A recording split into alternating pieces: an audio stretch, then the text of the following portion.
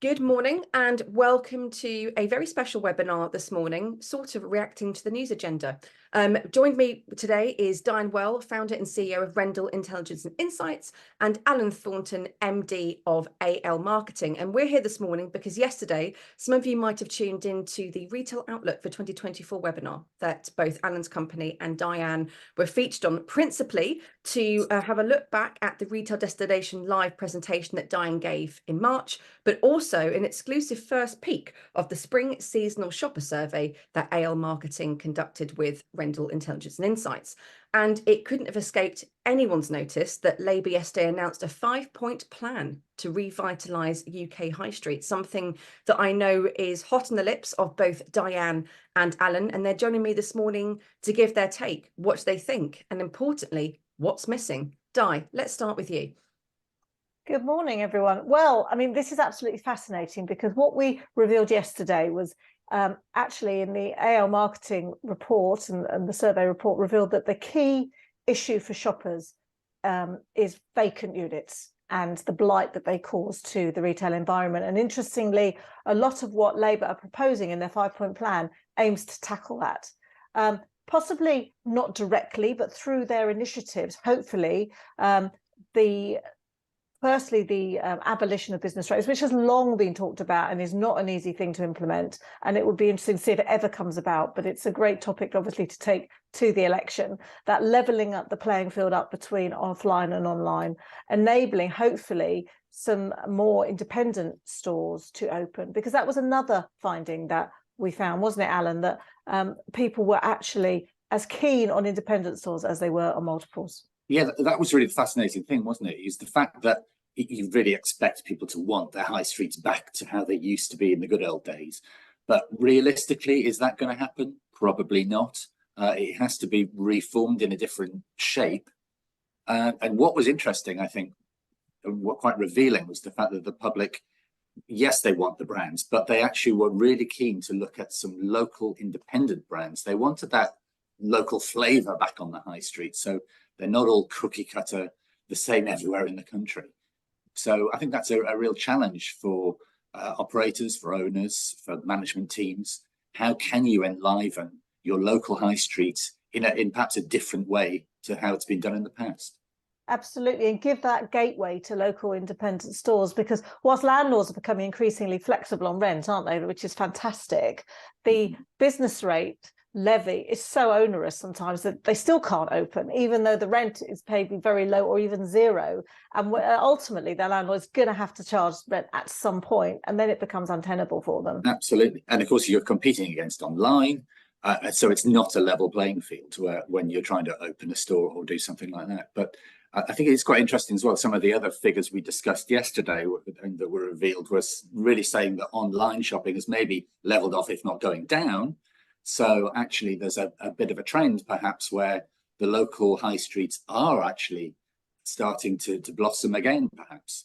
So I think there's a streak of optimism in there as well. There is. I mean, there's lots been made in the media about the closure of some multiples, and I think we have to put that into perspective, really. You know, a lot of the multiples we're seeing on our high streets, aren't we, Alan? You've been around for as long as I have, and we've seen the whole cycle of multiples come through. Those are legacy multiples, and they're looking at their networks very carefully, and a lot of their stores now are not relevant. And so, you know, ultimately there is always going to be some closures in the high street.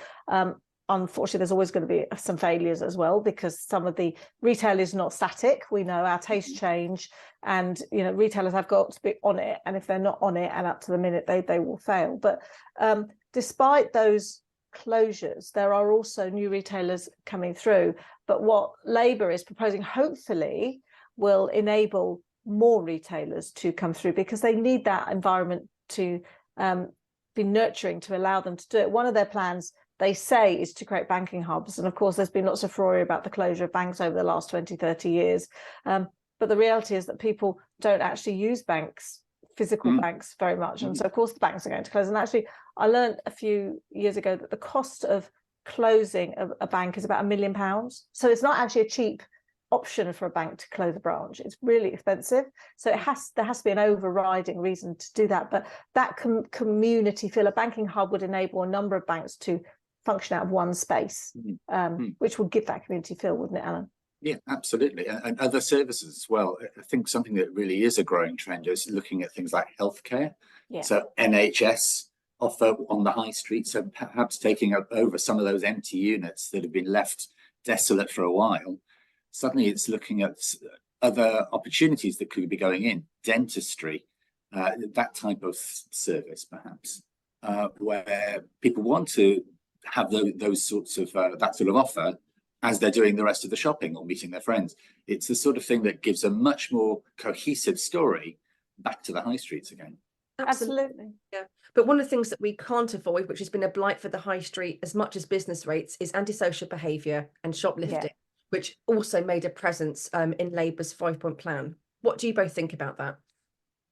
I mean, it's interesting, isn't it? Shoplifting's been around for sort of eons, but actually it's becoming quite a large scale business now, and it's becoming so blatant as well, and and quite violent, and that is it's a real negative point for retail. Not only will it stop people shopping because people don't really want to be rubbing up against people who perhaps they don't want to see, but also for the staff, they won't be there's a staffing issue anyway, but if staff feel vulnerable, they won't want to work in retail. So there is a huge issue there that needs to be addressed. But the thing about it is lots of figures are bandied around about the amount of shoplifting. We really need some decent, robust, centralized data on this, and to understand exactly what is happening, when it's happening, and how it's happening, and who is impacted. And that's the starting point of a solution. And interestingly, again, in the survey that we've recently run, we asked about things like security. And funnily enough, this comes out quite low in the priorities. I think that could be because for a lot of people, they don't experience any bad problems. So they're not aware of any issues on the ground, perhaps. So it might be a bit under the surface. But for many people, actually, it's taken as a bit of a given that security, particularly in a shopping centre environment, is actually quite positive. So compared to a high street, there is a little bit more of a controlled environment with a mall. So that could be a bit of a plus for maybe some of these local towns where they've got a smaller centre. It's an opportunity for a centre to reassert itself, to say, yeah, we were great on the customer service. And I think also that's where bids come in as well. I mean, I've got a fabulous story of one bid who, when it started in the early days of business improvement districts, recognised the problem with retail crime and paid for additional policemen to come in and patrol the area. 5 years later, they went round and surveyed all the shopkeepers, and they said, well, I don't know why all these policemen are here, because there's no problem with retail crime. Well, no, because the policemen have been in the town for 5 years. So I think it's the success of retail destinations in creating the good security that actually means that consumers don't feel vulnerable, which is fantastic. But it is, you take that security away and the issue comes back. So I think you're right, Alan, absolutely. It's people don't feel vulnerable, but that's because people are putting huge measures in place to prevent it. Absolutely. Yeah, absolutely. And then just kind of to round off our conversation, thinking about what their 5-point plan did include, we've discussed, was anything that you felt was missing that you feel actually UK high streets need instead or in addition? Well, I think the thing that stuck for me was transport. There was no mention of transport. And, we don't have a unified transport plan. Transport for many towns and cities is hugely expensive and very difficult. Car journeys are complex. Some towns have park and rides, but they're not enormously successful because they do add huge journey times. And particularly in rural areas, transport's a real issue for shoppers. They just cannot get from their houses to their town centres very easily at all, because the bus routes are being curtailed and they're not near a train station, or train service is not great. So I think transport was missing to some degree. And particularly, sorry, you go, Alan. I think some of the challenges could be that I think a lot of people maybe know what they want to do with their high streets, but don't know how to do it. So I think the challenge is, how do we give solutions to some of the operators, landlords, local authorities that might know where they want to get to, but don't quite know how to get there. So we know there are lots of empty, large shop units. What can we do with them?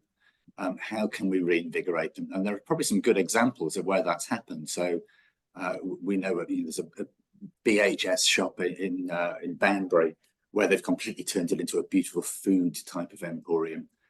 It's thinking in that sort of more thinking from a tangent in terms of how you can reorient space that I think is needed. Yeah, and also, of course, we had the High Street Task Force for the past few years. There's no mention of whether that will continue under Labour. And this is really bringing the local element and driving from the bottom to the top, which is really important because every high street has to reflect the needs of the local community. So having those experts go in and help the local town centres understand what their specialism is and helping them shape, as you say, Alan, that local flavour that's relevant to them is really important. Brilliant. Well, thank you so much for coming together this morning. And if you want to find out more about the Spring Seasonal Shopper Survey, do contact Alan Thornton at AL Marketing. And if you're looking to supercharge your data and insights to supercharge your destination or business, do contact Diane Wehrle, and both are on LinkedIn. Thank you very much. Thank you.